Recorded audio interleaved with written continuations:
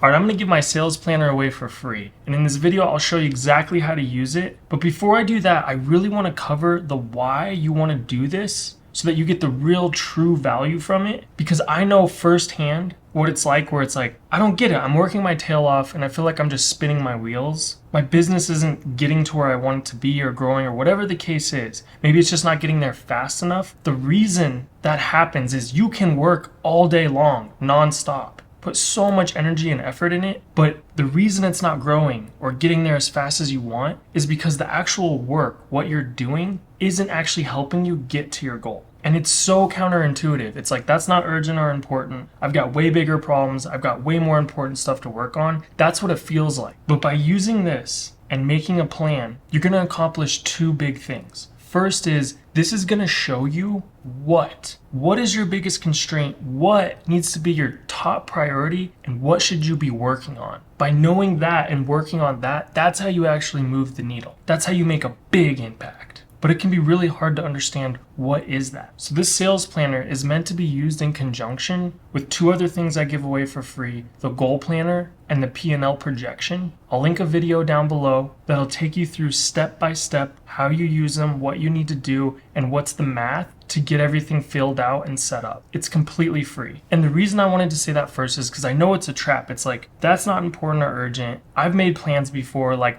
everybody has a plan till they get hit in the face. It's not gonna help me or do anything. I understand that belief and that feeling, but I'm telling you, the first step, what should be the top priority, what you need to work on if you haven't done this already, is this. This is what you should be working on rather than all that other stuff that feels more urgent, feels more important, feels like you're behind on. This is what's going to make the difference. And then once this is done, you're going to know what is your biggest constraint. What do you need to work on? And what needs to be your top priority? And yeah, stuff's going to happen. And you might not be able to work on that right now. But when you get everything else together and you have the time, this is the goal. This is where you need to put your time and energy. The other big thing that it's going to do is, you might have heard the expression, in order to achieve it, you got to believe it. And I'm telling you, there's a lot of truth there. There's a shift that happens. You might be like, yeah, I want to make $100,000 or whatever it is this year. But in the back of your head, there might be some doubt. Like, yeah, I'm just going to work really hard and we'll see what happens. Or you might even think like, I don't even think that's possible or whatever. When you plan it out, premeditate something, it's much more likely to happen. And as soon as you have it on paper and all of a sudden you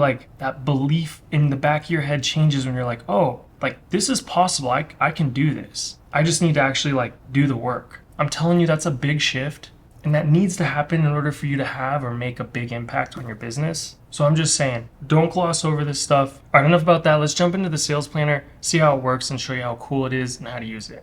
All right, so this is the sales planner and it's on a weekly basis. So you'll notice in column A here, it says last day of the week. That's how I like to do it. And we're counting all the leads, estimates, and jobs, as well as the revenue booked for that week. So if you double click on this square right here, it'll bring up a date picker. And that's what you want to determine is, when is the start date for this sales planner?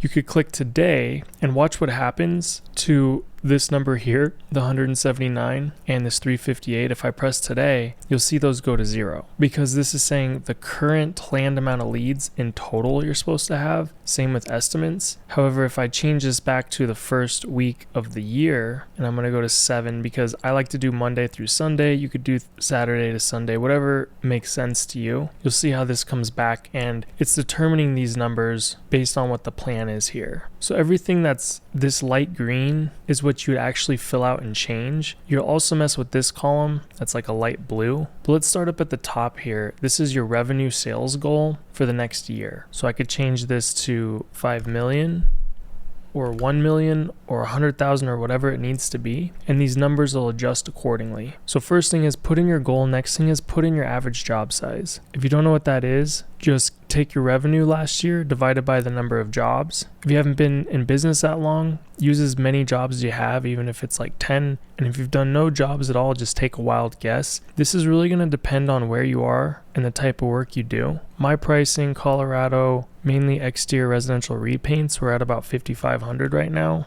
But if you're in a densely populated city or super rural area, that could obviously change. All right, and then your lead conversion goal is the last thing up top here that you're going to want to enter. And to figure out this number, you could take the total number of estimates you did last year and divide it by the total number of leads you got last year. I would do the same thing if you're new, just use the most recent data you have. This will really depend on the type of leads you get, like the lead sources. Client referrals, you're gonna convert a lot. If you're paying for leads through like Thumbtack or Angie's List or something like that, your conversion rate tends to be a little bit lower. If you don't know, I would just put 50%. All right, so those are the 3 things you're gonna change up here. Now the next column you should focus on is column L, and you'll see right here this says plan percentage total. This number needs to be 100%. So you can see if I put 10 here, this number is 110%. You want it to be 100. And this is to adjust for seasonality. I'm in Colorado where we do have seasonality and we do a lot of exterior. So during the winter months, like you can see, I'm planning to book no work in January and less work in December. And you can adjust this to whatever makes the most sense for your business. You know, if you're in a hot climate where you can paint year round, it's going to look different than if you're in Minnesota or somewhere where you have long winters. Or if you're just starting out in business, I would ramp it up, right? You're going to start out slow because you are learning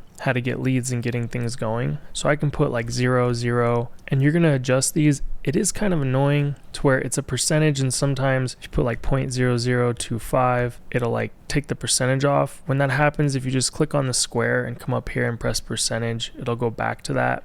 So I like to copy paste sometimes. It makes it easier. If I'm going, okay, we're gonna have some of those, then we're gonna jump up to 0.5%, a couple weeks of that, then we'll jump up to 1%. And you want to play around with these numbers, but make sure that this totals 100 for the year. So we'll go to the end of the year, make it kind of a ramp down ending. So obviously this doesn't really mean anything, it's just hypothetical, but you can see how I kind of ramped up, real busy this time, and then it kind of ramps down and gets slow. As time goes on, you'll be better and better at predicting kind of the bell curve or the seasonality of your business. Again, you just want to make sure this equals to 100. Now column N here is last year's closing rate.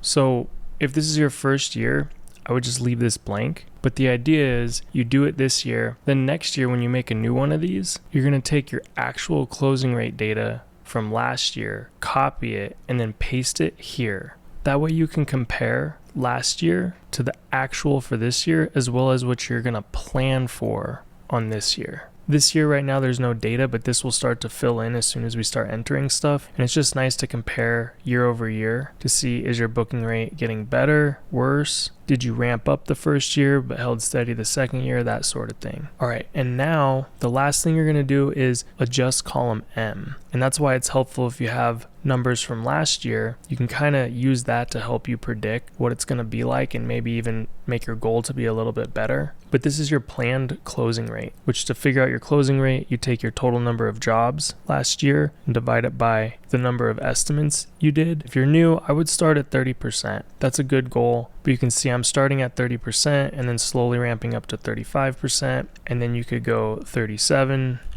38, and so on. What I've found is usually if you're the owner, you're going to have a good sales rate. And a lot of times the owner will have the best sales rate in the company and you can get over 50%. If you're really good, you can get extraordinary numbers like 70%, 80%. When you hire sales, that's less common, but it's really going to depend on the person, the company, a lot of different factors. But if you're new, what I have in there is a good realistic goal. You should be able to do way more than 35%, but we're going to plan for the worst and hope for the best. And then you'll see how big of an impact and difference it makes when you book more than 35%. You could get half the amount of leads and still beat your goal if you just have a good booking rate. And you'll really see the power of your booking rate is one of the biggest things you can do in your business to have a huge impact. Okay, so once that's all done, this will show you, okay, this is how many leads you need to get each and every week. And it does round up, but it's nice to see, okay, if I'm going to be hitting these numbers, this is what I need to do. And if you click on a square and then click up here on the formula, it'll show you what it's using. So this is saying your total goal times by the percentage you want to do that week. That's what it's multiplying to figure out, hey, I need to book 2,500. Then it says, how many jobs do you need? Well, if your average job size is this, you need 1. Realistically, you need about half a job, but you can't get half a job, so it makes it 1. Then if you look at this, it's going to take your booking rate. So if you book 31%, you're gonna have to do 4 estimates. It's actually less than 4, but again, it rounds up. And if you're converting 50%, you've got to get 8 leads.